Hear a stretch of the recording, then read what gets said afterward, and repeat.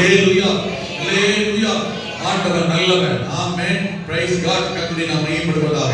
Price Lord. ஆண்டவர் நம்மை ஆசீர்வதிப்பாராக. அல்லேலூயா. கர்த்தரை கூட இருக்கட்டும்.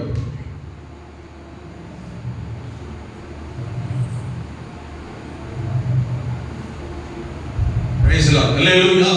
கர்த்தர் நல்லவர். ஆமென். இந்த காலை நேரத்திலேயும் நம்முடைய சிந்தனைகளை ஆண்டுடைய வார்த்தைக்கு நேராக திருப்புவோம். சங்கீதங்களின் புத்தகம் 115ஆம் சங்கீதம். ஆமென். சங்கீதங்களின் புத்தகம் 115ஆம் சங்கீதம் 17 18 வசனங்கள் வாசிக்கலாமா? சங்கீதம் 115 17 18 வாசிங்கள் ஒருவர். மரித்தவர்களும் மௌனத்தில் இறங்குகிறவர்களும் கர்த்தரை துதிக்க மாட்டார்கள். நாமோ இது முதல் என்றென்றைக்கும்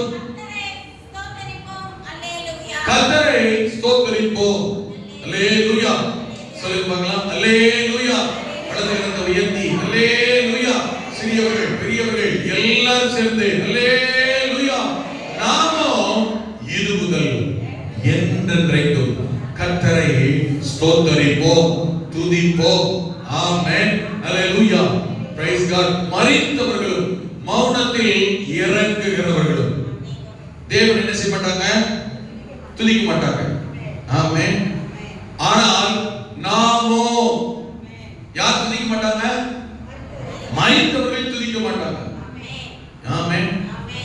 செத்து போனவங்க போய் என்ன பண்ணாலும் துதிக்க முடியுமா அவங்களால? செத்தவங்களால என்ன சொன்னாலும் சரி அல்லேலூயா ஆமென் பிரைஸ் லார்ட் கரங்களை தட்டி உற்சாகமா கைகளை உயர்த்தி என்ன சொன்னாலும் துதிக்க மாட்டாங்க. ஆமென். அந்நிய பாஷையில் ஆவியில நிரம்பி என்ன பண்ணாலும் துதிக்க மாட்டாங்க. மௌனத்தில் இறங்குகிறவர்கள். மௌனத்தில் இறங்குகிறவர்கள். நான் மௌனத்தில் வாசம் பண்ணி இருப்பேன் என்று ஒருவன் சொல்லுகிறார். அப்படி என்ன தெரியுமா? மௌனத்தில் வாசம் பண்ணி இருப்பேன், மௌனத்தில் இறங்குவேன், மௌனத்தில் இறங்கி கொண்டிருக்கிறேன், செத்து கொண்டிருக்கிறேன் அர்த்தம். உயிர் போயிட்டு இருக்கு, இனி பேச முடியாது. யாரால துதிக்க முடியாது? இந்த ரெண்டு பேரால துதிக்க முடியாது. துதிக்க மாட்டாங்க. ஒண்ணு மரித்தவர்கள், மரித்து கொண்டிருக்கிறவர்கள், உயிர் போய்கிட்டு இருக்கு. இவங்க ரெண்டு பேரும் என்ன செய்ய முடியாது? சுயநினைவை இழந்தவர்கள். இவங்க ரெண்டு பேரும் என்ன செய்ய முடியாது? துதிக்க முடியாது. தாவீது சொல்லுகிறான், ஆனால் நானோ எப்படி இல்ல? சொல்லுங்க, எப்படி இல்ல? மரிக்கவும் இல்ல. ஆமென். உயிர் போய்கிட்டு இல்ல. அப்ப நாமோ தேவனை துதிப்போம், கர்த்தரை ஸ்தோத்திரம் பண்ணுவோம். ஆமென். இங்க இருக்கு, உங்களுக்கு புரியுதா? ஆமென். ரெண்டு பேரும் துதிக்க மாட்டாங்க. மறுபடியும் சொல்ல, ரெண்டு பேரும் துதிக்க முடியாது. ரெண்டு பேரும் கை தட்ட மாட்டாங்க. ரெண்டு பேரும் அலைவே சொல்ல மாட்டாங்க. ரெண்டு பேரும் பாட்டு பாட மாட்டாங்க. ரெண்டு பேரும் கர்த்தரை மகிமைப்படுத்த மாட்டாங்க. ரெண்டு பேருக்கு துதியே வராது. ஒன்னு செத்து போயிடுவேன், இன்னொன்னு அப்படியே செத்துக்கிட்டு இருக்கட்டும். நாம எப்படி? ஹலோ, தாவீது தான் கேக்குறாரு, நாமோ எப்படி? நாம எப்படி இருக்கணும்? நாம யாரா இருக்கணும்? அல்லேலூயா. இது ரெண்டு கேட்டகரியில இருக்கணுமா? அது ஒரு அவுட் ஆஃப் ஏரியா பார்த்துட்டோமா? இதுவும் புரியலையா? ஆமென். நாமோ ஜீவன் உள்ளவர்கள், உயிரோடு இருக்கிறவர்கள், மரித்தவர்கள் அல்ல, மௌனத்தில் இறங்குகிறவர்கள் அல்ல, கர்த்தரை துதிக்கிறவர்கள். நல்ல கரங்களை தட்டி ஆண்டவரை மகிமைப்படுத்த பார்க்கலாம். அல்லேலூயா. நான் சொல்ற தமிழ் புரியுமானால், தூக்கத்தில் இல்லாவிட்டால், ஜீவனுள்ளவர்களாக இருந்தால், ஆமென், உற்சாகப்படுவர்களாக இருந்தால், நல்ல கரங்களை தட்டி அல்லேலூயா. ஆமென். நாமோ இது முதல் கொண்டு என்றென்றைக்கும் தேவனாகிய கர்த்தரை ஸ்தோத்திரிப்போம். அல்லேலூயா. எதற்காக இந்த வசனத்தை நாம் கவனிக்கிறோம்? ஏன் இந்த வசனத்தை நாம் தியானிக்கிறோம்? சங்கீதம் 115:12 கர்த்தர் நம்மை நினைத்திருக்கிறார், அவர் ஆசீர்வதிப்பார். யாரை நினைக்கிறார், எப்படி ஆசீர்வதிக்கிறார் என்று கவனித்தோம். இரண்டாவது, நம்மை நினைத்து ஆசீர்வதிக்கிற தேவன் நம்மிடத்தில் நாம் எப்படி இருக்க அவர் எதிர்பார்க்கிறார். முதல்ல கர்த்தரை நம்ப வேண்டும். இரண்டாவது, ஆமென், கர்த்தருக்கு பயப்படுகிற பயம். மூன்றாவதாகத்தான் இன்றைக்கு இதை கவனிக்கிறோம். நாமோ ஆமென் இது முதல் கொண்டு என்றென்றைக்கும் தேவனாகிய கர்த்தரை ஸ்தோத்திரிக்க துதிக்க வேண்டும் என்று ஆண்டவர் விரும்புகிறார், எதிர்பார்க்கிறார். அல்லேலூயா. ஆமென். கர்த்தர் நம்மை நினைக்கவும் நம்மை ஆசீர்வதிக்க வேண்டும் என்றார். நன்றாக கவனியுங்கள். இது வேதம், வசனம், கர்த்தர் எழுதி கொடுத்த, எழுத சொன்ன, பதிய வைக்க சொன்னது. இது தேவனுடைய வார்த்தை. ஆமென். மனிதன் அல்ல, மனிதனுக்காக அல்ல, மனிதனால் அல்ல. கவனியுங்கள். இது கர்த்தர் அவர் எழுதின அவருடைய ஜீவனுள்ள வார்த்தை. இது மாறாதது. யாருக்காக மாத்திக்க மாட்டார். என்ன காரணம் சொன்னாலும் மாத்திக்க மாட்டார். நாம் தான் நம்மை மாற்றிக்கொள்ள வேண்டும், மாற்ற முடியும். ஹல்லேலூயா. துதிக்க முடியாதுன்னு சொல்றதுக்கு எந்த காரணத்தையும் எந்த சாக்கு போக்கையும் நாம் சொல்ல முடியாது. ஹல்லேலூயா.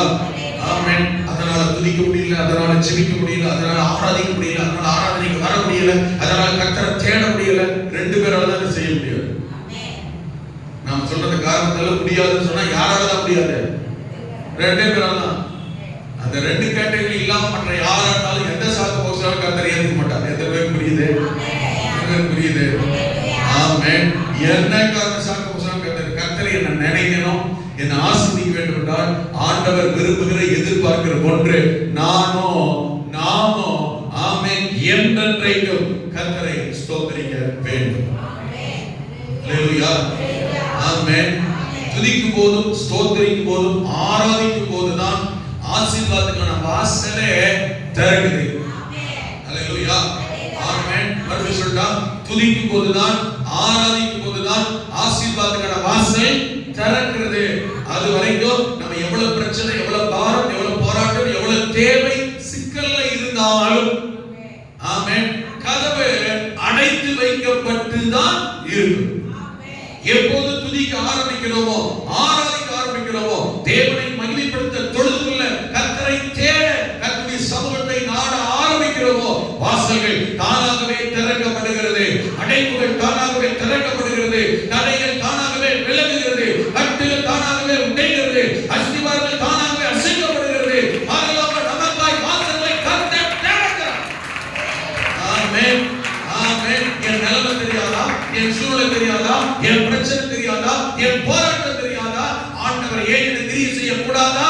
செய்யத்தான் தேவன் விரும்புகிறார். அதை செய்ய வேண்டும் என்றால் தேவன் திறவுகோலை, துதி என்கிற திறவுகோல், ஜெபம் என்கிற திறவுகோலை கர்த்தர் நம்முடைய கரங்களில் தான் கொடுத்திருக்கிறார். நாம் தான் அதை பயன்படுத்த வேண்டும், திறக்க வேண்டும். ஆண்டவர் கிரியை செய்ய ஆயத்தமாக இருக்கிறார். ஹல்லேலூயா. ஆமென். துதி என்கிற ஆயுதம், ஜெபம் என்கிற ஆயுதம், ஆராதனை என்கிற ஆயுதம் நம்முடைய கரங்களில் தான் இருக்கிறது. துதிக்க, ஆராதிக்க, ஜெபிக்க யார் ஆயத்தமா இருக்கிறோமோ, துதிக்கிறோமோ, ஆராதிக்கிறோமோ, தேவனை மையப்படுத்துகிறோமோ, தேவனை தொழுது கொள்கிறோமோ, நம்முடைய வாழ்க்கையிலே ஆசீர்வாதம், அற்புதம், நன்மைக்கான வாசல் திறக்கப்படுகிறது. ஹல்லேலூயா. நானோ ஆமென், அவன் துதிக்காமல் இருக்கலாம், அவன் ஆராதிக்காமல் இருக்கலாம், அவன் தேவனை தேடாமல் இருக்கலாம், ஆனால் நானோ, அவன் சொன்ன பாருங்க, நாமோ இது முதல் கொண்டு என்றென்றைக்கும் ஆமென் கர்த்தரை ஸ்தோத்திரிக்க வேண்டும், துதிக்க வேண்டும். இது எல்லாமே வேதத்துல தேவனுடைய மனிதர்களுக்கு, தேவனுடைய பிள்ளைகள், குடும்பங்களுக்கு நன்றாய் அறிந்திருந்தார்கள், அனுபவித்திருந்தார்கள், ஆசீர்வாதத்தை பெற்றிருந்தார்கள். ஆகவே தன்னுடைய வாழ்க்கையின் அனுபவத்தை எதிர்கால சந்ததிக்கும், மற்றவர்களுக்கும், விசுவாசிகளுக்கும், சபைக்கும் எழுதி வைத்துவிட்டு, காண்பித்து விட்டு போனார்கள். தாவீது சொல்கிறான் சங்கீதம் 34ல, கர்த்தரை நான் எக்காலத்திலும், எந்த காலத்திலும், சந்தோஷமா இருக்கும்போது மட்டும் அல்லங்க. இருக்கீங்களா? சிலர் கர்த்தரை துதிக்கிறதும் ஆராதிக்கிறதும், சிலருக்கு சந்தோஷம் வந்தாதான். யாக்கோபு சொல்றார், ஒரு சந்தோஷமா இருந்தால் சங்கீதம் பாடுங்க. அப்பதான் வரும் சந்தோஷம். வந்துட்டு பாருங்க, ஒரே உற்சாகம் தான். ஆனா சந்தோஷம் வரும்போது மாத்திரம் சங்கீதம் அப்ப பாடுங்க. ஆனா என் சந்தோஷமோ, துக்கமோ, அழுகையோ, கவலையோ, போராட்டமோ, பாதிப்போ, பிரச்சனையோ, ஆமென், பவுல் எழுதுகிறார், ஆமென், ஆமென், கர்த்தரை துதிப்பதும் ஸ்தோத்திரிப்பதுமே எல்லாவற்றிற்கும் தகுந்த ஒன்று, ஏற்ற ஒன்று, சரியான ஒன்று. ஹல்லேலூயா. தாவீது எந்த காலத்திலும், ஆனா பாட்டு கூட எழுதினாங்க, எந்த காலத்திலும், எந்த நேரத்திலும் நன்றியால் உம்மை நான் துதிப்பேன். எந்த பேருக்கு பாட்டு தெரியும்? இந்த பாட்டு தெரியுமா? கேள்விப்பட்டிருக்கீங்களா? எப்பயாவது பாடிருக்கீங்களா? ஆமென். தெரியுமா உங்களுக்கு? ஆமென். பைக்கு எங்கல பேனா வச்சிட்டு இந்த ஒரு சரணம் பாருங்க, நல்ல கையை தட்டி சொல்லுங்க பாருங்க, பாடி பாருங்க. எந்த காலத்திலும், எந்த நேரத்திலும் நன்றியால் உம்மை நான் துதிப்பேன்.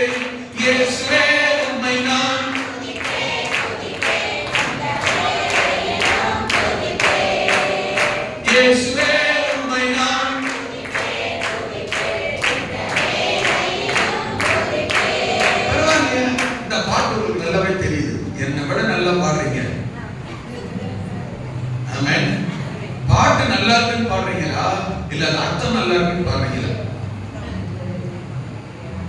பாட்டு நல்லா இருக்குன்னு பாருங்களா? ராகம் நல்லா இருக்கு, பாட்டு நல்லா இருக்கு அப்படின்னு பாருங்களா? இல்ல அந்த அர்த்தம் நல்லா இருக்கு தெரிஞ்சுதான் பாருங்களா?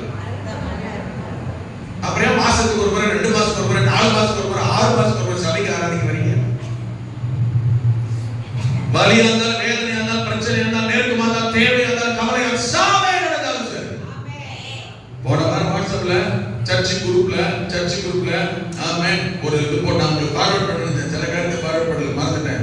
மனைவி செத்து போச்சு வீட்டுல. மனைவி நினைச்சு காலையில செத்து போச்சு ஒரு விசுவாசி வீட்டுல. திருப்பூர்ல அப்புறம் உங்களுக்கு பாருங்க. காலையில் மனைவி செத்து போச்சு, அவர் நான் சகோதரி விசுவாசி. என்ன பண்ணுவீங்க? அன்னைக்கு ஞாயிற்றுக்கிழமை ஆராதனை. கல்யாணம் பண்ணி காலக்காலத்துக்கு ஓடிடுறோம்.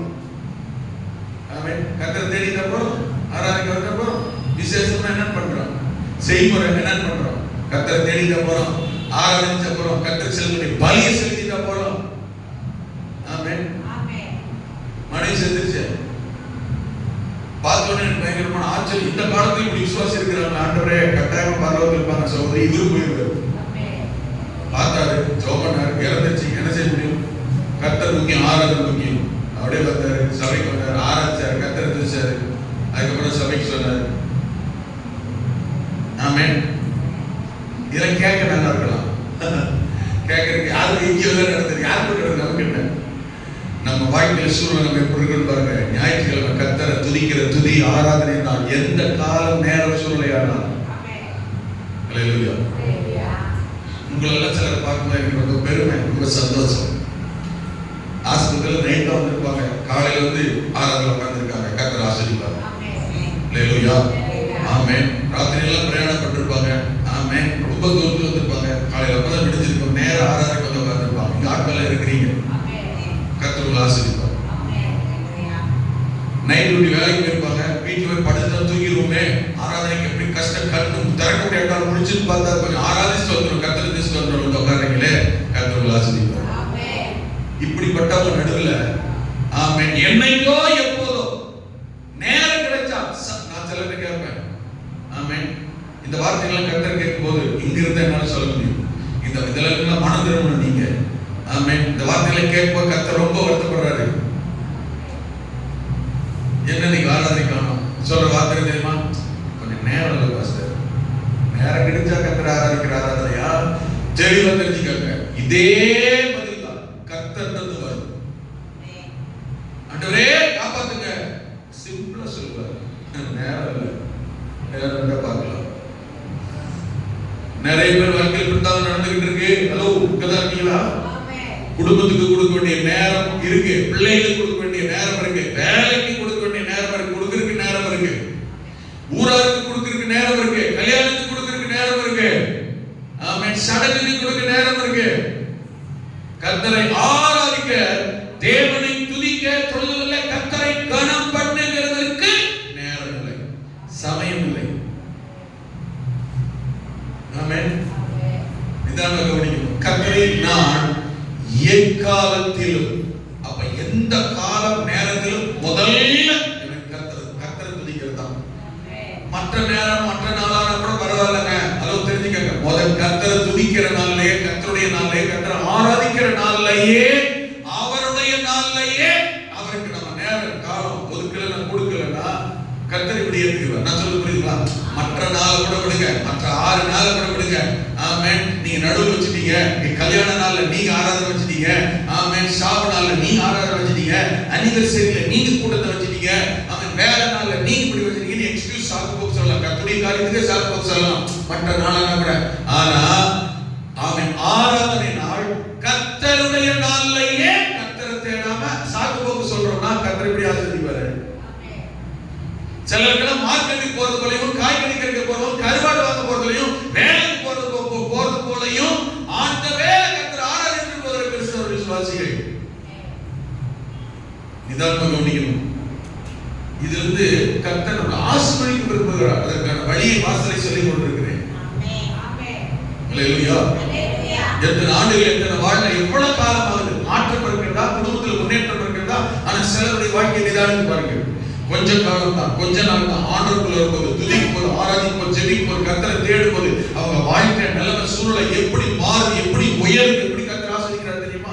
எனக்கே சிலர் வந்து ஆச்சரியமா இருக்கு. நானே கேட்பேன், என்ன ஆண்டவரே, ஆமென், மாற்றம் முன்னேற்றம் டக்கு டக்கு டக்குன்னு வருது. இவங்க இவ்வளவு காலமா போராடிட்டு இருக்கிறாங்க. அவங்க பார்த்தா ஏதோ உள்ள ஒரு ஓட்டை, பானை அடையாத ஓட்டை, பாத்திரத்தை சரி பண்ணாத ஓட்டை, கிராக்கு, எவ்வளவுதான் ஆசீர்வாதம் எத்தனை வருஷம் ஊத்துனாலும் ஓட்ட பானையில ஊத்துனா நிக்குமாங்க? ஓட்டை அடிக்க பார்க்கணும். அப்படின்னு சொல்லலாம். எக்காலத்திலும் கர்த்தர் தான் முதல்ல. அது எந்த காலமும் சரி, கர்த்தரை நான் எக்காலத்திலும் ஸ்தோத்திரிப்பேன்.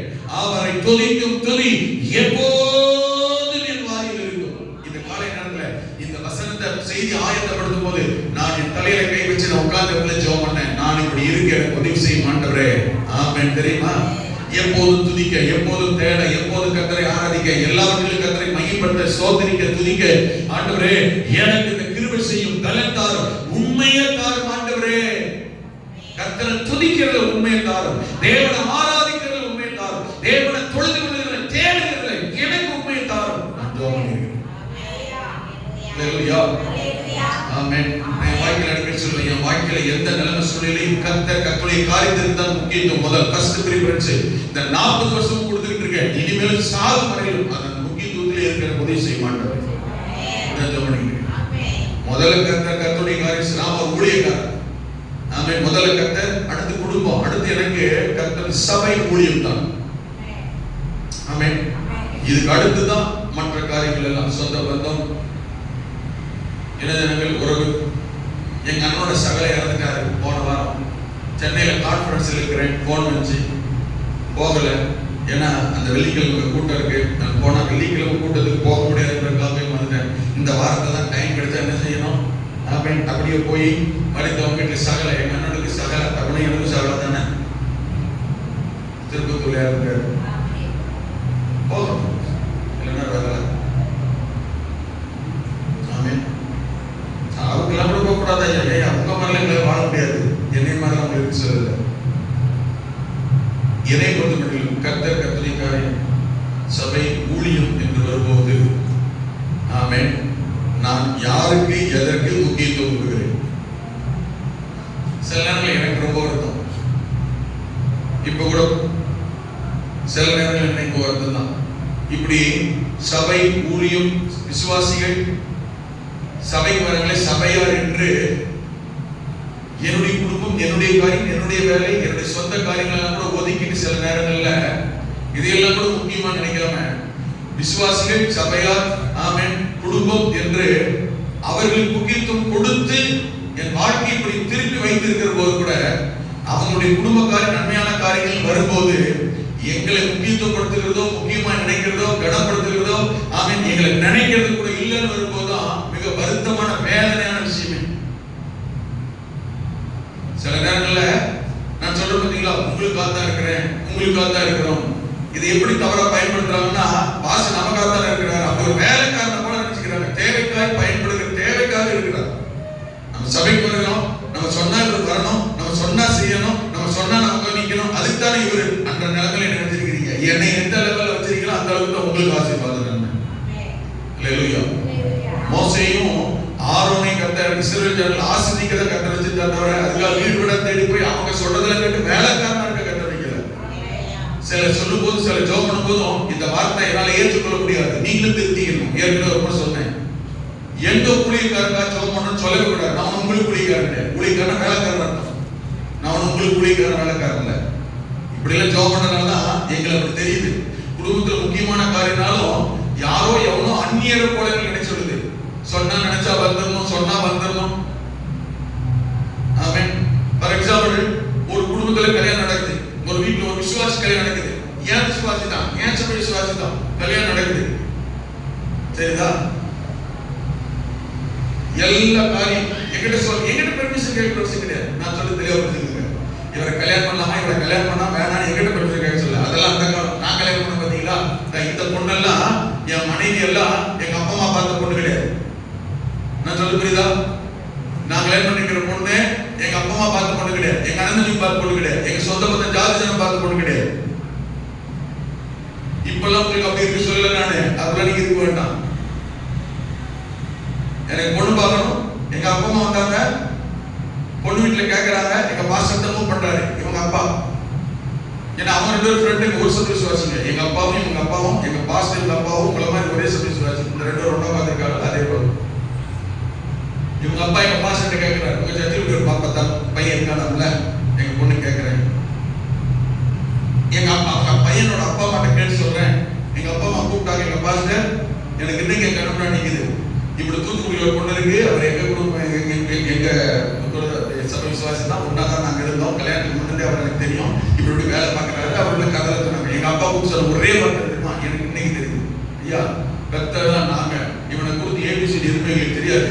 ஆனா 10 வயசுல இருந்து கூட தான் இருக்கிறான். நீங்க எவ்வளவு குறித்து கல்யாணம் பண்ணாலும் சரி, என்ன பண்ணாலும் சரி, என்ன பண்றீங்க, என்ன சொல்றீங்க, என்ன வாங்குறீங்க, என்ன கேட்கறீங்க, என்ன கொடுக்க சொல்றீங்க, கல்யாணம் எங்க நிச்சயம் எங்க எதுவுமே எங்களுக்கு தெரியாது. நீங்க பத்திரிகைல நீங்க என்ன பண்ணாலும் சரி பத்திரிகை வைங்க பாருங்க. கர்த்தருக்கு சொல்ற பரிகெடுத்து சொன்னாரு, போயிட்டாரு. எங்க அப்பா என்ன போயிட்டாரு. உண்மையாவே அதே போல நடந்துச்சு. எல்லாம் வந்து பத்திரிகை அடிச்சு எல்லாம் பண்ணிட்டு எங்க மாஸ்டர் கேட்டாரு, எப்பா பத்திரிகை அடிச்சாச்சு வீட்டுக்கெல்லாம் தெரியுமா கொடுத்துட்டியா? இல்லை, இனிமே நம்ம பத்திரிகை இருக்கு. அப்பா அம்மா உண்மையாக கர்த்தருக்கு கூட சொல்றேன், இது அந்த காலம் 30-26 வருஷத்துக்கு முன்னாடி. இன்னைக்கெல்லாம் அப்படி செய்ய சொல்லல உங்களை நான் சொல்லுறதே புரியுது. அப்படிலாம் நீ செய்ய முடியாது, வேண்டாம். அந்த அளவுக்குலாம் பாஸ்டர் நீங்க முக்கியத்துவப்படுத்த தேவையில்லை. எங்க பாஸ்டர் ஒரே வார்த்தை சொன்னார், ஆமே 2 பொண்ணு பார்க்க போறோம், சிஏக்கு போயிட்டு 2 பொண்ணு வச்சிருக்கு. ஆமே 2மே தெக்க சைடு தான். ஒன்னு அந்த பொண்ணு, ஒன்னு இந்த பொண்ணு. சிஏக்கு போயிட்டு வர சிஏக்கு போகும்போது இந்த பொண்ணு வீட்டுல என்னைய பார்த்தாங்க. எல்லாரும் பொண்ணை தான் பார்ப்பாங்க, என்னைய மாப்பிள்ளையை தான் பார்த்தாங்க. ஆமே அவங்க தான் பார்த்து என்னைய செலக்ட் பண்ணாங்க. அதுக்கப்புறம் என்ன நடக்கு, பாஸ்டர் கான்டாக்ட் பண்றாங்க. அது புரியுதுங்களா? அவ்வளவுதான் வந்து சொன்னாங்க. பாஸ்டர் சொன்னாரு, நான் போயிட்டு வந்து பார்க்கலாம்னு சொன்னேன். அதுக்கு முன்னாடி அவங்க உன்னை பார்த்தாங்க. அப்ப கர்த்தருக்கு சித்தம், நீ என்ன நினைக்கிற, எனக்கு என்ன நினைக்கிறது, நான் என்ன நினைக்கிறேன், ஒண்ணு நினைக்கிறேன், ஒண்ணு இல்லை, அவ்வளவுதான். எங்க வீட்டார கூட்டு போகணும், வேன் வச்சு கூட்டு போகணும். வந்தாங்க, பார்த்தோம், பிடிச்சது, நிச்சயம் நினைச்சு ஓகே. எங்க வீட்டாட்கள் எல்லாருமே விசிட்டர் மாதிரி தான் வந்தாங்க. எங்க பாஸ்டர் ஒரு கேள்வி கேட்டார், பொண்ணு வீட்டுல என்ன கேட்கணும், பொண்ணு வீட்டுல என்ன கேட்கணும், என்ன கேட்கிறான்னு புரியுதா? என்ன நான் பார்த்துவேன். அதை தாண்டி சில காரியங்கள் இருக்கு இல்லையா, கொடுக்கல் வாங்கல குறித்து என்ன பேசணும், நீங்க எவ்வளவு எதிர்பார்க்கறீங்க, என்ன கொடுக்க நினைக்கிறீங்க, பொண்ணு வீட்டுல நகையெல்லாம் போட மாட்டாங்க, என்ன விரும்புறீங்க. அதுக்கும் எங்க அப்பா சொன்ன காரணம், எங்களுக்கு பொண்ணு தரவானா, அவனை கேளுங்க, அவன் என்ன கேட்டானா வாங்கி கொடுங்க, அவன் வேணான்ட்டானா விட்டுருங்க. நீ என்னடா நினைக்கிறேன்னாரு, உங்களுக்கு என்ன வேணுமோ கேளுங்க. எங்க பாஸ்டர் நான் சொல்றது உண்மையாக, உங்களுக்கு என்ன வேணுமோ கேளுங்க, எனக்கு ஒண்ணு வேணும், நானா கல்யாணம் பண்றேன்னாரு எங்க பாஸ்டர். இதெல்லாம் எதுக்கு தேவையில்லாம சொல்ல நினைக்கலாம், சில விஷயங்கள் இருக்கு. அன்னைக்கு இருந்த காலம் வேற. ஆமே அப்பதான் நான் சொன்னேன், பொண்ணு வீட்டுல எனக்கு எதையும் வாங்க வேண்டாம். இன்னைக்கு பலிபீடத்தில் சொல்றேன், கல்யாணத்துல வரதட்சணையோ அதை கொடுக்குறீங்களோ இதை கொடுக்குறீங்களோ அப்படின்னு வரதட்சணை வாங்காம கல்யாணம் பண்ணி வந்திருக்கிறேன். தெற்க சைடுல கல்யாணம் பண்ணிருக்கேன், தூத்துக்குடிக்கார குழந்தை கல்யாணம் பண்ணிருக்கேன். ஹலோ, உங்கதான் இருக்கீங்களா? பலிபீடத்தில் பதிவு பண்ணிட்டு இருக்கேன். அதனாலதான் நான் சொல்லியிருந்தேன், நானே இப்படி குத்தி விடுவேன் பார்த்தீங்களா. அதனால நான் சொல்றது, கொடுக்கல் வாங்க விஷயத்துல நீ கூப்பிடாதீங்க, கல்யாணம் கெட்டு போயிடும். ஏன்னா நான் வாங்கல, மாப்பிள்ளை பேர் கேட்க மாட்டான், ஏன் பொண்ணு வீட்டுல அதை வாங்க இதை வாங்கினா நான் கல்யாணம் போக மாட்டேன். இவன் தான் சொல்றேன், இவன் நீ கூப்பிடுவானா, அவங்க அப்பா அம்மா கூப்பிடுவாங்களா, மங்குடா சாமி இவனை கூப்பிட்டா கூப்பிட மாட்டாங்க. அதான் நல்லது. நான் சொல்லுறது புரியுது? இப்ப என்னோட சட்டம் புரியுதா? எங்க பாஸ்டர் பாருங்க அதே மாதிரி என்ன செய்யல, நீங்க என்ன செய்யறீங்கன்னா அப்படி இருக்க மாப்பிள்ளை நல்லது வேணாட்டாங்க. உங்க பொண்ணுக்கு நீங்க என்ன செய்றீங்க, என்ன செய்யுங்க. ஆமே அதனால எனக்கு அவங்க பாய் கூட வாங்கி தர ஸ்டவ் கொடுக்கல. ஆமே கர்த்தர் செய்ய வல்லவர். ஹலோ, உண்மையா? நான்லாம் வாழ்ற வாழ்க்கை எங்க அப்பா அம்மா கொடுத்த மாமனார் மாமியார் கொடுத்தாலும் கிடையாது. அதுக்குதா. ஆனா எங்க குடும்பம் எல்லாத்த விட நான் டாப் லெவல்ல இருக்கு. காரணம் தெரியுமா? எல்லாரையும் அவங்க நம்பர் ஆசிரிக்கிறாங்க, என்னை கர்த்தர் ஆசிரிக்கிறார். ஹலோ, நான் சொல்றது புரியுதா? கல்யாணத்தில் பேச்சு வார்த்தைங்க கூப்பிடாதீங்கன்னு ஆரம்பத்தில் சொல்லிடுது. யாரா தான் சரி, என்ன செய்யாதீங்க, கூப்பிடாதீங்க. ஏன்னா நான் இப்படிப்பட்ட கேரக்டர் உள்ளவன். கூப்பிடுமா? கூப்பிட்டா கூப்பிடுமா? ஆனா இன்னைக்கு நிலைமை எப்படி இருக்கு தெரியுமா? நான் பெர்மிஷன் கேட்க சொல்லல, ஆமென். என்கிட்ட தகவல் கேட்க சொல்லல, ஆமென். என்கிட்ட அனுமதி எல்லாம் கேட்க சொல்லல. ஆனா இப்படி செய்யறோம். ஒரு பாஸ்டர் லெவல்ல, ஒரு ஊழியக்காரர் லெவல்ல, நம்மளை நடத்துறவர்கள் லெவல்ல, நம்மளை ஆசீர்வதிக்கிறவர்கள் லெவல்ல ஜஸ்ட் ஒரு ஜெபம் பண்ணிக்கங்க பாஸ்டர்னா என்ன செய்யலாம்? நான் சொல்றது புரியுது? ஆமென். எல்லா காரியத்தையும் முடிச்சுட்டு, எல்லாம் செஞ்சு முடிச்ச பிறகு, எல்லாம் முடிஞ்ச பிறகு கடைசியில ஆமென், நிச்சயம் இன்னைக்கு வச்சிருக்கோம், கல்யாணம் இன்னைக்கு வச்சிருக்கிறோம், வந்துருங்க. யார யார நிச்சயம் நடத்த வேண்டியது யாருதான்? கல்யாணம் நடத்த வேண்டியது யாரு? நான் அன்னைக்கு இல்ல. என்ன பண்ணுவீங்க சொல்லுங்க. நான் சொல்றேன், உங்களுக்கு இறுதி மனசு புரியுதா நான் என்ன சொல்ல வரேன்? நான் அன்னைக்கு இல்ல, அதெல்லாம் தெரியாது. நான் உங்க சபை விசுவாசி தானே. நீங்க பலிபடுத்தல் சொல்றீங்க, என்ன ஒரே குடும்பம்னு, அப்ப நீங்க தானே வரணும். இப்ப நீங்க சொல்லுங்க, இதுக்கு என்ன பதில் சொல்லுங்க? புரியுதா? ஒரு ஊழியக்காரோட நிர்பந்தமான நிலைமை. நான் அன்னைக்கு இருக்க முடியாது. எனக்கு ஸ்தாபனத்துல செக்ஷன்ல ஊழியர்கள்ல பல பொறுப்பு இருக்கு. இதெல்லாம் ஏற்கனவே செட்டப் பண்றோம்.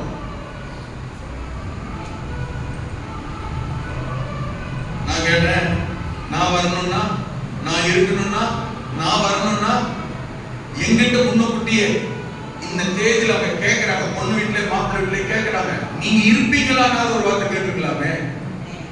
அதெல்லாம் கிடையாது. அவங்களுக்கு அன்னைக்கு தான் லீவு. நீங்க வர முடியுமா முடியாதா? கேள்வி எப்படி பாருங்க.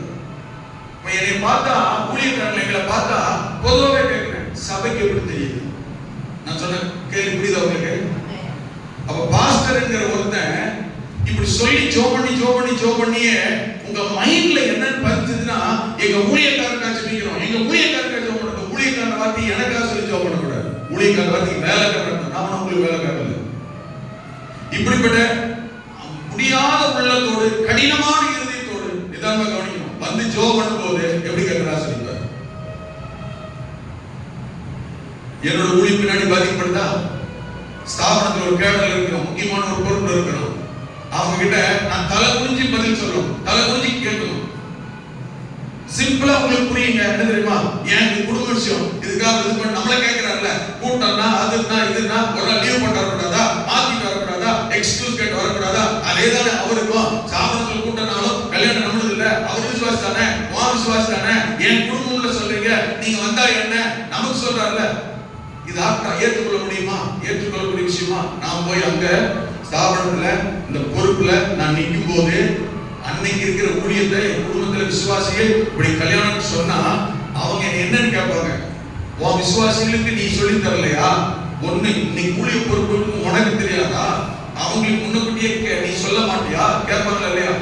நான் அவங்க கிட்ட கையை கட்டி மன்னிச்சுக்கங்க, ஏன்னா என் விசுவாசியை காப்பாத்தணுமே, போகணுமே, கல்யாணம் ஆச்சே.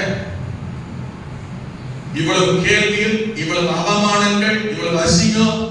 அடுத்த நினைப்பாங்க, இவன் இந்த ஊழியத்தை செய்ய இந்த பொறுப்புக்கு லாய்க்கு இல்லை, ஏன்னா இவன் வச்ச இவனால என்ன செய்ய முடியல, வரமாட்டீங்கன்னா வேற யாரையா போடுங்க. இப்போ என் ஊழியம், என் அந்தஸ்து, என்னோட லெவல் யாரோ ஒருத்தரால என்னை காப்பாற்ற வேண்டிய, கனமா மதிப்பா மகிமை எனக்கு ஆதரவா ஆறுதலா இருக்க வேண்டிய சபை குடும்பத்தால மேல் லெவல்ல என் பேர் கெடுதா, டிகிரேட் வருதா, என் பொறுப்பு கொடுக்குறாங்களா, என் பதவி ஊழியம் பறிக்கப்படுதா?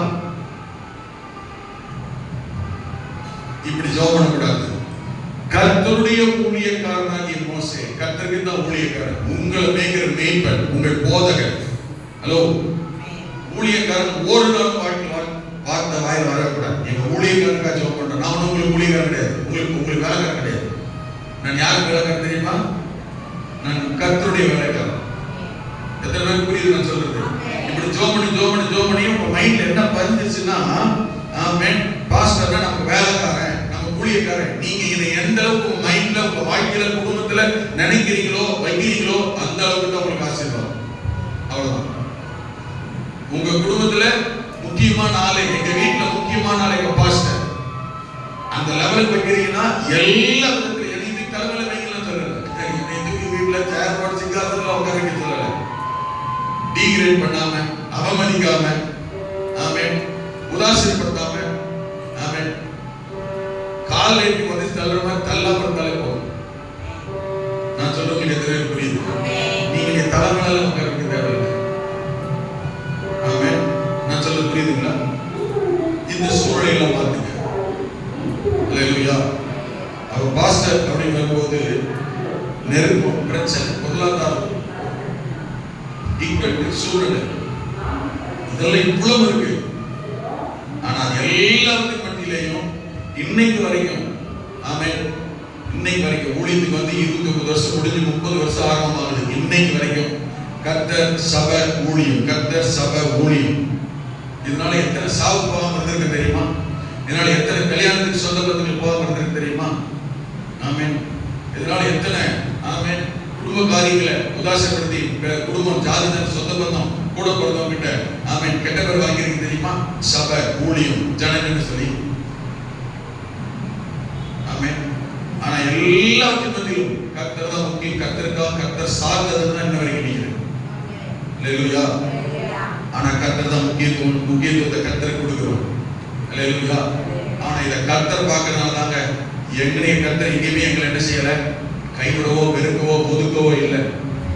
அல்லேலூயா. நான் சொல்ல புரியுதுங்களா? ஆமென். ஆனா எந்த சூழ்நிலையும், ஆமென், கர்த்தரை நேசிக்கிற ஒரு குடும்பம், கர்த்தரை கனம் பண்ற ஒரு குடும்பம், ஊழியக்காரனையும் கனம் பண்ணவும் மதிக்கவும் தயவு தெரிஞ்சுக்க. அதுதான் ஆசீர்வாதம், அதுதான் நன்மை. இல்லைன்னா இதெல்லாம் ஒன்றும் பெருசே கிடையாது. விட்டுட்டு போயிட்டே இருந்துருவோம். வரத்தான் செய்வோம், போத்தான் செய்வோம், ஜோம் தான் செய்வோம். அதுக்கு பிறகு நம்முடைய வாழ்க்கை, நம்முடைய குடும்பம், பிள்ளைகளுடைய எதிர்காலம் எப்படி இருக்குன்றதை பாருங்க. இதெல்லாம் பார்க்கணும் சொல்றேன், வெளிப்படையா எல்லாம் ஒளி மறைவெல்லாம் சொல்றேன். நீங்க தெரிஞ்சுக்கணும், பாதிக்கப்படக்கூடாது என்பதற்காக சொல்றேன். எவ்வளவு கனம் பண்றீங்க, எவ்வளவு முக்கியத்துவம் கொடுக்குறீங்க, எவ்வளவு முதன்மை கொடுக்குறீங்க.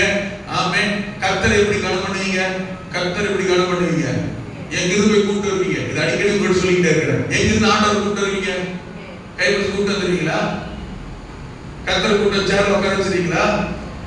உங்க ஊழியம், உங்க போதகரை எப்படி நீங்க கனம் பண்ணி கூப்பிட்டு வந்து உட்கார வைக்கிறீங்களோ அதான் கர்த்தரை கனம் பண்றத கூப்பிடுறது அர்த்தம். போன வாரம் கூட வசனம் வாசி காமிச்சேன். நான் சொல்றது புரியுது? நான் உங்களை அனுப்புகிறேன். ஆமென். உங்களை ஏற்றுக்கொள்கிறவன் என்னை ஏற்றுக்கொள்கிறவன், என்னை ஏற்றுக்கொள்கிறவன் என்னை அனுப்பிடுவார். பரலோக பிதாவை ஏற்றுக்கொள்கிறான். இந்த வசனம் உங்க மனசுல ஆழமா பதிஞ்சா போதும். அல்லேலூயா. ஆமென். ஆண்டவர் இயேசு கிறிஸ்து தாடி வச்சு கம்பு தூக்கிட்டு ஆட்டத்தை தோல்ல போட்டுக்கிட்டு எல்லாரும் பார்க்கறதுனால வர மாட்டாரு. ஆமென். ஊழியர் வந்ததை கர்த்தர் வந்ததா அர்த்தம். நீங்க ஊழியர் அதெல்லாம் முடியாது அப்படின்னு நீங்க ஆராய்ச்சி பண்ணிக்கிறதே கண்டுபிடிங்க. நீங்க என்ன நினைக்கிறீங்களோ கண்டுபிடிச்சு மனசுல வச்சுக்கோங்க. ஆமென். எக்காலத்திலும் நான் என்ன சொல்றேமா, எந்த காலம் எந்த சூழ்நிலைனாலும் நான் என் வாழ்க்கையில கர்த்தர் சபை, சபையால் ஊழியம் அப்படி முக்கியத்துவப்படுத்துறேன். அல்லேலூயா. அத கர்த்தர் முதல்ல கர்த்தருடைய அவருடைய நாளையாவது அவரை கர்த்தர் கனம் பண்ண தெரியும், அர்ப்பணிக்கணும். அந்த சாக்கு இந்த சாக்கு, அந்த காரணம் இந்த காரணம், அந்த சூழ்நிலை இந்த சூழ்நிலை, அப்படி நாம என்ன வேணாலும் சொல்லிக்கலாம். எதுவுமே ஏற்றுக்கொள்ளப்படத்தக்கது அல்ல. அல்லேலூயா. நான் சொல்றது புரியுது? மனிதர்கள் நீங்க, நான் சொல்றது நீங்க, பாவம் என்ன பண்றது, நாங்க அப்படியே ஓகே பிரதர், ஓகே சிஸ்டர், கர்த்தருக்கு தெரியுங்க. ஆமென். ஏத்துக்கவே மாட்டார். நான் சொல்றது புரியுது? ஆமென். தாவீதுடைய வாழ்க்கையை பார்த்தீங்கன்னா அவனுக்கு இல்லாத நெருக்கம், அவனுக்கு இல்லாத பிரச்சனை, அவனுக்கு இல்லாத போராட்டம், அவனுக்கு இல்லாத தேவை, அவனுக்கு இல்லாத கஷ்டம் அதெல்லாம் நமக்கு கிடையாது. அல்லேலூயா. ஒரு ராஜ்யத்தை ஆளுகிறவன், குடும்பங்களை நடத்துகிறவன், அவனை நம்பி வந்த ஜனங்களை காப்பாற்ற வேண்டிய பொறுப்புகிறவன், அவனையும் காப்பாற்றிக் கொள்ளணும், அவன் குடும்ப பிள்ளைகளையும் காப்பாற்றணும், அவனை நம்பி வந்தவங்களையும் காப்பாற்றணும். நமக்குள்ள ஒரே குடும்பம் தான் இருக்கு. இதை காப்பாத்துறதுக்கே திக்கி திணறோம். ஆமென். ஆனா தாவீதுக்கு அப்படி கிடையாது. அப்படி இருந்தும் தாவீதுடைய வாழ்க்கையிலே அவன் சொன்னதும் செய்ததும் காண்பித்து விட்டு போனதும் கர்த்தரை நான் எக்காலத்திலும் ஸ்தோத்திரிப்பேன். அவரை துதிக்கிற துதி எப்போதும் அல்லேலூயா, ஆமென். அவன் சொல்கிறான் 119 சங்கீதம் 164 வசனம், 55 சங்கீதம் 17 வசனம். கவனிக்கிறீங்களா? இந்த வசனங்களை சொல்லுகிறான், ஆண்டவரே ஒரு நாளைக்கு 7 தரம் உம்மை துதிக்கிறேன். 55:17 அந்தி சந்தி மத்தியான வேளைகளை தியானம் பண்ணி முறையிடுகிறேன். எப்படிங்க ஒரு மனுஷனால முடியுது? அப்ப வாழ்க்கையில துதிக்கும், ஸ்தோத்திரத்துக்கும், ஆராதனைக்கும், தொழுகைக்கும் ஆமென் எவ்வளவு முக்கியத்துவம் கொடுத்திருக்கிறான் பாருங்க. தாவீது ஒரு பாஸ்டர் கிடையாது. ஹலோ, உங்களா இருக்கீங்களா? பாஸ்டருக்கு வேலை என்ன? நிறைய பேர் நினைக்கிறது என்ன தெரியுமா? பாஸ்டருக்கு என்ன வேலை? ஜெபம் பண்றது, டைம் வாசிக்கிறது, தூங்குறது, சாப்பிடுறது, என்ன வேலை? ஒரு வாரம் என் கூட இருந்து பாருங்க. ஆமென். ஒருத்தர் மாதிரி கூட்டு போன 2 பேர் ஒரு வாரம் போட்டு வந்து சாயங்காலம் படுத்து வேணாம். ஆனா நானு மதுரைக்கு போயிட்டு வந்து அவங்கள கூட பார்த்து அடுத்த நாள் காலையில தேடி போனேன். ட்ரெஸ்ஸரை சம்பந்தமா திரும்ப வந்துச்சு. மதியம் சாப்பிட கூட இல்லை, சாயங்காலம் வரைக்கும் அங்கே முடிச்சு திரும்ப. ஆமென். தொடர்ந்தேச்சியாய் வேலைகள், ஊழியர்கள், கூட்டங்கள், என்னைக்காவது ஒரு நாளைக்கு வீட்டில் இருக்கும். ஆமென். அன்னைக்கு ஏதாவது ஒரு வேலைகள் இருக்கும். அப்படி நிறைய பேர் நினைக்கிறாங்க ஒண்ணுமே இல்லை. அல்லேலூயா. ஆனா தாவீது வாழ்க்கையில எத்தனை வேலை சூழ்நிலை இருந்தாலும் எல்லாத்துக்கும் மத்தியில அவன் முதல்ல 7 தரம் துதிக்கிறது சொன்னா வேலை படப்பு எல்லாம் வரணும்னு அர்த்தம். ஆமென். அப்ப எந்த வேலையா இருந்தாலும் முதல்ல முக்கியம் உனக்கு எதுவா தான் இருந்தது? துதியும் ஸ்தோத்திரமும் ஆராதனை. அல்லேலூயா. அதனால தாவீத அடிக்கடி சொல்வார், தாவீது நிமித்தம், தாவீது நிமித்தம், தாவீது கிட்ட ஆணை நிமித்தம், தாவீது சொன்ன வார்த்தை நிமித்தம் ஒரு விளக்கை அவனுக்கு ஏற்றுவேன், அவன் விளக்கை அணைந்து போகாதிருக்க பண்ணுவேன். விளக்குனா என்னங்க? அவன் வீட்டில் எரிய விளக்கா? அவன் சந்ததியை கட்ட சொல்றார். அல்லேலூயா, ஆமென். தாவீது நிமித்தம், தாவீது நிமித்தம், தாவீது நிமித்தம். அவனுக்கு பின்னாடி அந்த பேர பிள்ளைகள் எல்லாம் பார்த்து கத்த சொல்லுவார், உன் தகப்பனாகிய தாவீது நிமித்தம், என் தாசனாகிய தாவீது நிமித்தம், என் ஊழியக்காரனாகிய தாவீது நிமித்தம். இப்படி சொல்லிட்டே வருவார். ஒவ்வொருத்தருக்கும் போய் ஏன் தெரியுமா? இந்த தாவீது தான் எல்லாவற்றிலும் முக்கியத்துவம், கர்த்தருக்கு முக்கியத்துவத்தை, கனத்தை கொடுத்தவனாக இருந்தான். கரங்களை உயர்த்தி அல்லேலூயா, ஆமென், ஸ்தோத்திரம். பவுல் சொல்லுகிறான் 1 தெசலோனிக்கேயர் 4 அதிகாரம் 14 இருந்து 18 வசனம் வரைக்கும் வீட்டுல வாசித்து பாருங்க. அங்க குறிப்பிடுகிற வார்த்தை கவனித்து பாருங்கள். ஆமென், ஸ்தோத்திரம். ஆமென். 1 தெசலோனிக்கேயர் 4 அதிகாரம் 14 இருந்து 18 வசனம் வரைக்கும் சொல்லும் பொழுது ஆமென் அவன் சொல்றான், ஆமென், ஸ்தோத்திரம். 2 தெசலோனிக்கேயரா எப்போதும் ஸ்தோத்திரம் பண்ணுங்க. 5ஆம் அதிகாரம் ஆமென் வாசிங்கள். 5ஆம் அதிகாரத்துல எப்பொழுதும் சந்தோஷமாயிருங்கள், இடைவிடாமல் ஜெபம் பண்ணுங்கள், எல்லாவற்றிலும் ஸ்தோத்திரம் செய்யுங்கள். அப்படி செய்வதே கிறிஸ்து இயேசுவில் உங்களை குறித்த தேவனுடைய சித்தமே அதுதான். ஹலோ, இருக்கீங்களா? உங்களை பத்தி கர்த்தர் விரும்புகிற ஒரு சித்தம் தான் விருப்பம். உங்களை பத்தி ஆண்டவர் உங்ககிட்ட விரும்புகிற எதிர்பார்க்கிற காரியம் என்ன? நீங்க எப்ப விரும்புறீங்களோ, உங்களுக்கு எப்ப சந்தர்ப்பம் இருக்கோ, உங்களுக்கு எப்ப விருப்பம் இருக்கோ, உங்களுக்கு எப்ப முடியுதோ அப்ப துதிக்கிறது, ஜெபிக்கிறது, ஆராதிக்கிறது சொல்லல.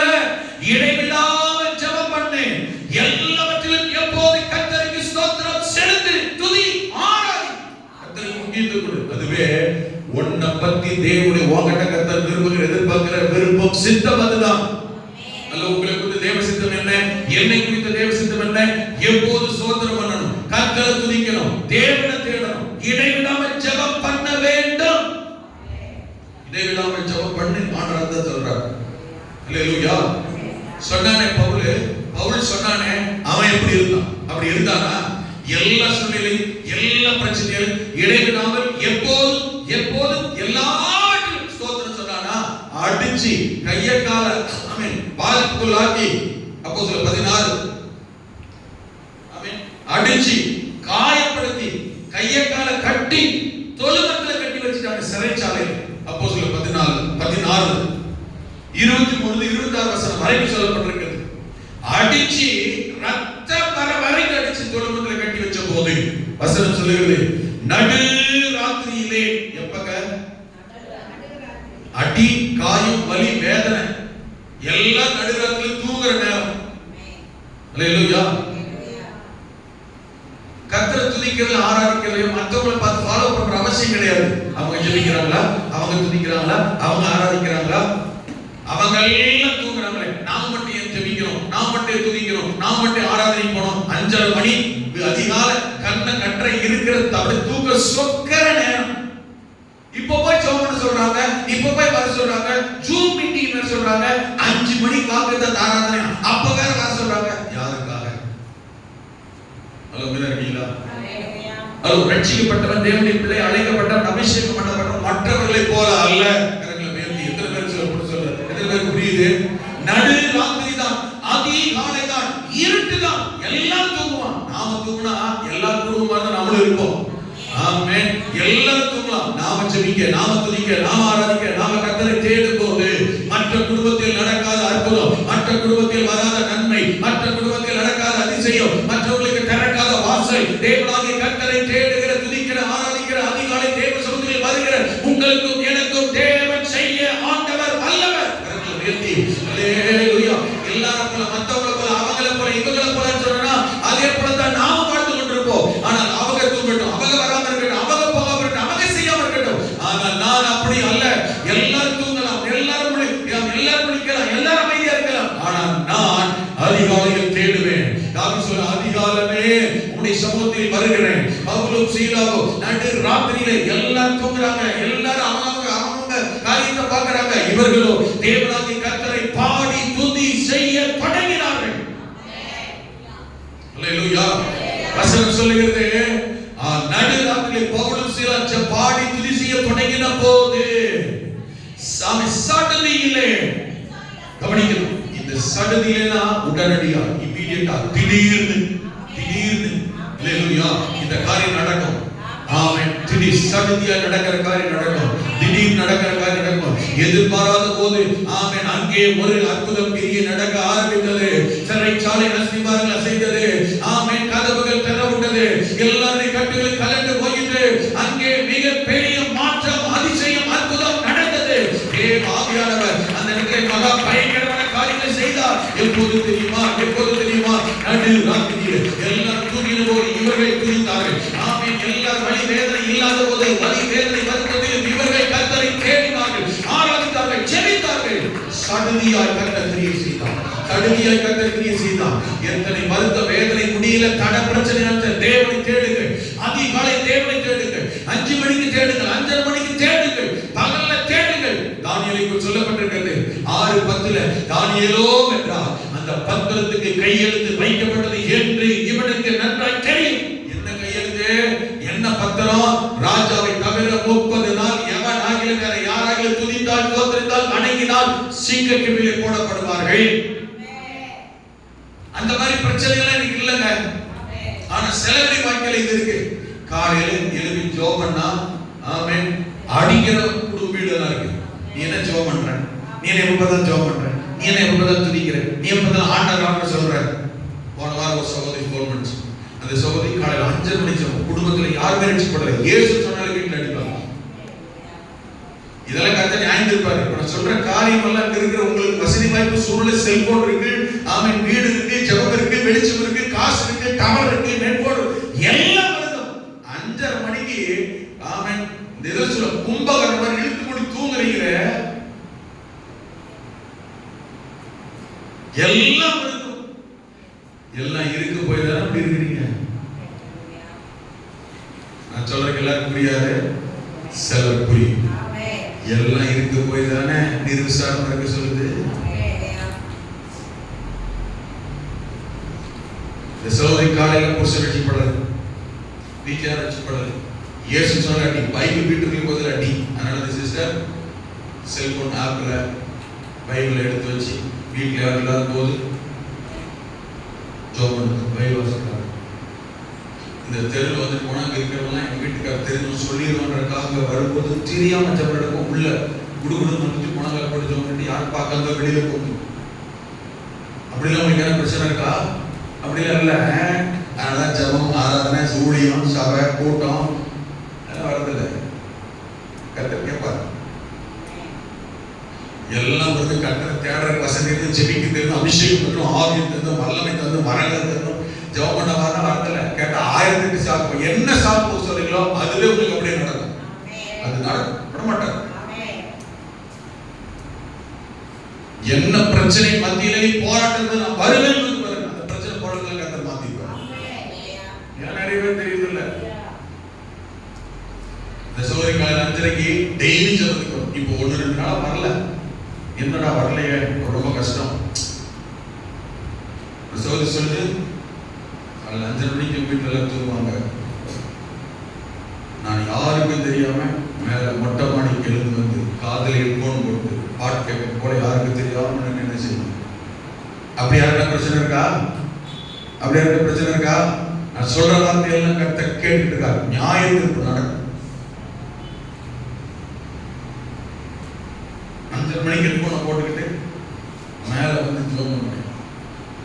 எங்க வீட்டுல வந்துடுவாங்க, பிள்ளைங்க வந்துடுவாங்க, வீட்டுக்காரர் வந்துடுவாங்க. நீங்க கேட்கலாம், அப்படி நம்ம போய் ஜெபம் பண்ணணும். அங்கதான் விஷயமே. அங்கதான் கர்த்தருடைய விடுதலை, அற்புத ஆசீர்வாத கிரியை வீட்டுக்குள்ள குடும்பத்துக்குள்ள நடக்கணும்னா கர்த்தர் எதிர்பார்க்கிறதா. 5:30 மணி 6 மணி ஆகி சபையில ஜெபம் நடக்குது, பாஸ்டர் எழுதி ஜெபம் பண்ணிட்டு இருக்கிறாரு, விசுவாசிகள் கூட ஜெபம் பண்ணிக்கிறாங்க, எழுத முடியாது, தூங்கிட்டு இருக்காரு.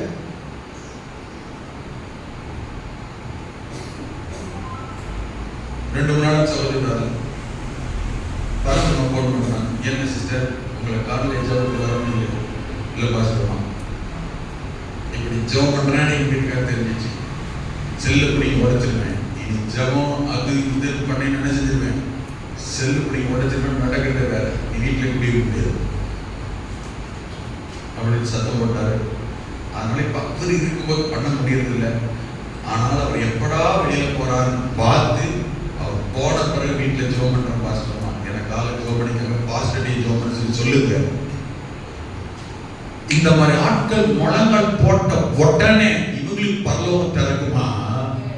எல்லா வசதி வாய்ப்பு சூழ்நிலையும், செல்போன் பிரச்சனை இல்லை, நெட்வொர்க் பிரச்சனை இல்லை, ரீசார்ஜ் பிரச்சனை இல்லை, கரண்ட் பிரச்சனை இல்லை, வீடு பிரச்சனை இல்லை, குடும்ப பிரச்சனை இல்லை, அவன் எந்த பிரச்சனையுமே இல்லை. ஆனா காலையில ஜெபம் என்று சபையில் நடக்கிற போது இழுத்து முடி தூங்கிட்டு ஏதோ ஒரு காரணம் சொல்லிக் கொண்டிருக்கிறாய். காலம் நேரம் வரும்போது கர்த்தாவே கர்த்தாவே இயேசுவே இயேசுவே இறங்கும் இறங்கும் இறங்கும் இறங்கும் காதலிக்கிறவர்கள் கர்த்தர் விட மாட்டார். ஏத்திக்கங்க, காலம் தான் கர்த்தர் திரும்பி பார்க்க மாட்டாருங்க. வட இந்திய பகுதியெல்லாம் ஜெபம் நடக்காம, சபை நடக்காம இன்னைக்கு 10 மாச காலமா ஜனங்க கர்த்தரை ஆராதிக்க முடியாம சபைகளை இழுத்து மூடிட்டான் தெரியுமா? எல்லா வசதி. அதனால ஆண்டவர் சொன்னா, மொர்தெகாய் அன்னைக்கு எஸ்தர் பார்த்து சொன்னா, ஏ எஸ்தரே நீ எனக்கு மகளா இருக்கலாம், ஆமென், ராஜமேன்மை ராஜாத்தியா இருக்கிறாய், ஒரு குறை பிரச்சனை இல்லைன்னு நினைக்காத, ஆமென், நீ ராஜமேன்மை இருக்கிறதினால் தப்புவா என்று நினைக்காத. நிறைய பேருக்கு வழங்கல, நான் நல்லா இருக்கிறேன், என் குடும்பம் நல்லா இருக்கு, தலைமுறை எதிர்காலத்து பிள்ளைக்கு சொத்தெல்லாம் சேர்த்து வச்சுட்டேன், ஒண்ணுமே நிக்காது. கர்த்தரை தேடலன்னு வச்சுக்கோங்க, நான் சொல்லல. உங்களுக்கு பின்னாடி வர்றவன் சாலமோன் இருக்காங்க, தாவீது இருக்காங்க, அவனை கடற்பெரிய ஆளாக்கணும் எல்லாம். அவன் மகன் தாவீது, சாலமோன், அவன் மகனே ஒண்ணுலாம் உருப்படாம ஆகிட்டான். ரெகோபெயாம் பார்ப்பார் பைபிள். ரெகோபெயாம் ஒண்ணுமில்லாம அவன் காலத்திலேயே, ஆமென், அந்த ராஜா அசீரிய ராஜா வந்து அவன் காலத்திலேயே சீஷாக் வந்து என்ன செஞ்சான், அவன் சாலமோன் செஞ்சு வச்சிருந்த அரண்மனை பொக்கிஷத்தெல்லாம் ரெகோபெயாம் காலத்திலே கொள்ளையடிச்சு போயிட்டான். ரெகோபெயாம் என்ன பண்ணா, தங்கத்துல அமானிச்சு போயிட்டான். ரெகோபெயாம் வெண்கலத்துல செஞ்சு பரிசீலனை தட்டி வச்சான், ஒண்ணுமே இருக்காது. நான் சொல்லுகிறேன் புரியுதா? எல்லாரும் அப்படி இருக்கலாங்க. உங்களுக்கு எனக்கு கர்த்தர் வசதி வாய்ப்புகளை கர்த்தர் தரும்போது அதை கரெக்டா பயன்படுத்த தெரியும். நான் சொல்லுகிறேன் புரியுது? நான் சொல்ல புரியுதுங்களா? ஆமென். கர்த்தர் தர வாய்ப்பை கரெக்டா பயன்படுத்த, வசதி வாய்ப்புகளையும் ஆசீர்வாதத்தையும் நன்மைகளையும், ஆமென், ஜெபிக்கக்கூடிய தன்மைகளையும் அந்த வாய்ப்புகளை கர்த்தர் பயன்படுத்தணும். அப்படி பயன்படுத்துவதை கர்த்தர் ஒரு நாள் கைவிட மாட்டார். ஆசீர்வாதம் வரும், நன்மை வரும். நடு ராத்திரியில அடிக்கப்பட்ட சூழ்நிலை, ரத்தம், காயம், கட்டப்பட்ட நிலைமை, முறுமுறுக்கல, சில சின்ன பிரச்சனை வந்து பாருங்க, இவங்கதான் என்ன சொல்றது, கையில விளக்கு பிடிக்கிட்டு இவங்கதான் கிணத்துல இறங்கி இருப்பாங்க. கப்புன்னு தெரியும், செய்யக்கூடாதுன்னு தெரியும், கிணறுன்னு தெரியும், குளிர்னு தெரியும், பாகலம் தெரியும், போகக்கூடாது தெரியும், எல்லாமே தெரியும். தெரிஞ்சுக்கிட்டு இவங்களே போய் இறங்கிட்டு நாளை குத்துக்கு படையும் போதே கர்த்தர் சொல்லுவாங்க, ஏதோ அப்படி அனுமதிச்சிருந்தாரு, நானும் எல்லாரும் போனேன், உணர்ந்தீங்களா? நான் சொல்றது புரியுதா? ஆண்டவர் செய்ய சொன்னாரா? ஜெபம் பண்ணி முடிவெடுத்தீங்களா? கர்த்தர் ஆலோசனை கேட்டீங்களா? கடைசியில் என்ன சொல்றது? ஏன்னா ஆண்டவர் வரமாட்டாரு பாருங்க. கண்ணுக்கு தெரியுதுல பாருங்க. கண்ணுக்கு தான் தெரிய மாட்டாரு, காதல கேட்டுட்டாரு. நீ என்ன சொல்ற, என்ன முறுமுறுக்கிற, என்ன காரணம் சொல்ற, யார பழிக்கிற, யாருக்கு குற்றம் சுமத்துற? நம்ம ஆண்டுடைய பிள்ளைங்க, நமக்கு பேர் என்னது? ஆண்டுடைய பிள்ளைங்க. ஆண்டுடைய பிள்ளைங்க கவனமா இருக்கும். ரட்சிக்கப்படாத மத்தவங்க எல்லாம் கண்டதையும் பேசக்கூடாது, கண்டதையும் அறிக்கையிடக்கூடாது, சொல்லக்கூடாது. ஆண்டவர் ஏன் தான் இப்படி பண்றாரு, ஏன் தான் இப்படி அனுமதிக்கிறார், கர்த்தர் ஏன் தான் இப்படி பண்றாரு? ஆமா, ஆண்டவர் வேலை பழக்கிறத பாருங்க. அப்பெல்லாம் கருத்து செய்ய மாட்டாரு. நாம தான் நமக்கு பாதிப்பு ஏற்படுத்திக்கிறோம். ஏற்படுத்திக்கிட்டு அவர் சொன்னா கோபம் வராது. அவருக்கு ஏற்கனவே கஷ்டத்தில் இருக்கிற ஒன்று ரெண்டு போடுவார். அப்படி அனுமதிக்க விடவே கூடாது. ஆமென். நம்முடைய பாடுகள், உபத்திரவங்கள், பிரச்சனைகளை கர்த்தர் எடுத்து போடுகிறவர்களுக்கு, மாற்றி போடுகிறவர்களுக்கு, அவன் பிரச்சனை வெளியில வரவர்களுக்கு கர்த்தர் கிரியை செய்ய முடியாது. நாம் ஆண்டவரை துதிக்கிறோம். பவுலுக்கும் சீலாவுக்கும் பாருங்க, அடி, உபத்திரவம், கட்டு, காயம், வலி, வேதனை கர்த்தர் தான் செஞ்சார் சொல்ல. ஆனா அடி உதை யாருக்காக வாங்கினாங்க? அடி உதை யாருக்காக வாங்கினாங்க? கர்த்தருக்காக வாங்கினாங்க. ஆனா கர்த்தர் தான் காரணம்னு சொன்னாங்களா? நாம சுவிசேஷம் சொல்ல போய் ஜோபன போய் எனக்கு அடி, சர்ச்சுக்கு போய் அடின்னு சொன்னாங்க? கிடையவே கிடையாது. கர்த்தர் நிமித்தமானாலும் சரி, கிரியை செய்ய ஆண்டவர் வல்லவர். ஆமென். தானியேலோ என்றால் இந்த பத்திரத்துக்கு கையெழுத்து வைக்கப்பட்டது என்று அறிந்த போது தான் செய்து வந்த வழக்கத்தின்படியே தினமும் 3 வேளையும் ஆமென் தன் மேல் வீட்டர்களே போய் பலகணிகள் திறந்திருக்க எருசலேமுக்கு நேரே முழங்கால் படியிட்டு தினமும் 3 வேளையும் ஸ்தோத்திரங்களை செலுத்தினான், ஜெபம் பண்ணினான். இவன் தான் ஆமென் தூதன். அவனை தேடி தேடி வந்தான். 3 வேளை வந்தான், 3 முறையும் சொன்னான். ஆமென். தானியேலே, நீ மிகவும் பிரியமானவன். வந்த தூதன் யார் தெரியுமா? வந்த தூதன் யார் தெரியுமா? ஏதோ ஒரு தூதன் அல்ல. நிதானமா கவனிக்கணும். ஏதோ ஒரு தூதனை கர்த்தர் அனுப்பல. வந்தவன் காபிரியேல். காபிரியேல் யார் தெரியுமா? 1000 போன ஒருத்தன் கிடையாது. வேதத்துல தூதர்கள் என்று மிக பிரதானமானவர்கள் என்று இருக்கிறார்கள். பிரதான தூதன் மிகாவேல் சொல்லப்பட்டிருக்கிறது. ஆமென். காபிரியேல் என்று இருக்கிறான். யார் தெரியுமா? தேவன் பக்கத்துல நின்னு, ஆமென், யோவான் இருந்தா பாருங்க, புதிய ஏற்பாட்டில் மார்பில சாய்ந்து உட்கார்ந்து அந்த மாதிரி கர்த்தர் பக்கத்துல நின்னு ஆண்டவர் என்ன சொல்றாரோ அவன் ஆண்டுடைய மனசை, இருதயத்தை, சிந்தைய அப்சர்வ் பண்ணி கேட்டு அப்படியே வந்து சொல்றாங்க. யார் பக்கத்துல இருக்கிறேன்? கர்த்தர் பக்கத்துல நின்னு. இது எங்க தெரியுமா? பரலோகத்துல பக்கத்துல நிக்கிறது. ஆமென். மிகாவேல் இருக்கிறான், கேப்ரியேல் இருக்கிறான், ரஃபாயேல் இருக்கிறான், ரகுவேல் இருக்கிறான். தெரியுமா? தூதர்கள் இவங்கெல்லாம் ரொம்ப டாப் லெவல்ல உள்ளவங்க. நாம் நினைக்கிற மாதிரி ஆமென் உனக்காத்துடைய தூதர்கள் கர்த்தர் இல்லையா? யாருக்கு தெரியுமா வர்றவங்க? தெரியாது. ஆனா இது தெரிஞ்சது. காபிரியேலே வந்தான். தெரியுமா? யார் தேடி? யார் தேடி? தானியேலை தேடி காபிரியேலே வந்தான். வந்து சொல்கிறார், தானியேலே, நான் தேவனுடைய சமூகத்தில் நிற்கிற காபிரியேல் வந்திருக்கிறேன். ஆமென். ஆமென். நீ ஜெபிக்கிற போதே ஆண்டவர் ஜெபத்தை கேட்டு பதில் சொல்லிட்டாரப்பா, அதை சொல்ல வந்திருக்கிறேன். முழங்கால் படியிட நீ வேண்டிக் கொள்ள தொடங்கின போதே கட்டளை வெளிப்பட்டது. இந்த இடத்துக்கு நீங்களும் நானும் வரணும். நான் சொல்லுகிறேன், புரியுது? அல்லேலூயா. எவ்வளவு நாள் ஜெபம் பண்ணிட்டு இருக்கீங்க? ஒரு 10 வருஷமா ஜெபம் பண்ணிட்டு இருக்கிறீங்க. பண்ணுங்க. அது எப்ப நடக்குமோ நடக்கட்டும், தப்பா சொல்லல. இங்க சொல்றது தெரியுமா? நீ முழங்கால் படியிட தொடங்கின போதே என்ன ஜெபம் பண்ண போறியோ பதில் அனுப்பிட்டார். இப்படி இருக்குது தானியேல். இதுல பேர் நான் சொல்ல புரியுது? இப்படி முழங்கால் போட்டாலே காபிரியேல் வந்தான். முழங்கால் போட்டாலே கர்த்தர் ஜெபத்தை கேட்கிறான். முழங்கால் போட்டாலே கர்த்தர் பதில் அனுப்பிடுறான். அந்த இடத்துக்கு வரணும். அவனுக்கு கூட தான் கர்த்தர் கேட்பாரா? இந்த மாதிரி நிறைய பேர் இருக்கிறாங்க பைபிள்ல. நீ மிகவும் பிரியமானவன். ஏன் தெரியுமா? சொல்லுங்க. ஏன் தெரியுமா? ஏன் தெரியுமாங்க? ஏன் தெரியுமாங்க? ஜெபிக்க முடியாதபடி, ஆராதிக்க முடியாதபடி, சபைக்கு வர முடியாதபடி, துதிக்க முடியாத 1008 தடை அரசாங்க சட்டம். நீ சிங்கக்கவில போடப்படுவாய். சட்டம் போட்டு கையில் போட்டாங்க. தெரியுதா? தானியேலுக்கு தானியேல் பத்திரத்தில் கையெழுத்து வைக்கப்பட்டது அறிந்த போது, நான் ஆராதிக்கிற கர்த்தரை மனுஷன் இல்ல, செத்தால் அவருக்கு சாதகத்தன் மூலம் வரும்.